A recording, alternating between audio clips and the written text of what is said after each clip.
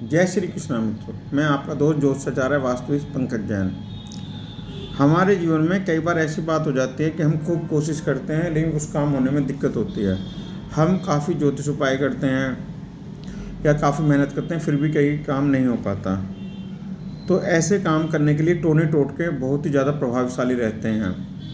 जैसे किसी को किसी काम में रुकावट आ रही है, सपोज नौकरी की बात चल रही है, नौकरी नहीं पा रही, या कोई मकान लेना चाह रहे हैं, मकान नहीं मिल पा रहा है, या बेटे की शादी करना चाह रहे हैं, शादी नहीं हो पा रही है, तो कल 22 मार्च को शनिवार के दिन मूल नक्षत्र में एक नीला धागा लें, कोई भी ये धागा लेकर अपने घर से जब निकलें तो अपने घर से थर्ड पोल तीसरा खंबा गिन लें और उस पर अपनी बात कहकर कि हे भगवान, मेरे बेटे की शादी कराओ, या मेरा नौकरी लगवाओ, या मेरा मकान बनवाओ, बांध दें उसे, और फिर देखें कुछ ही दिनों में उसका रिजल्ट मिलेगा।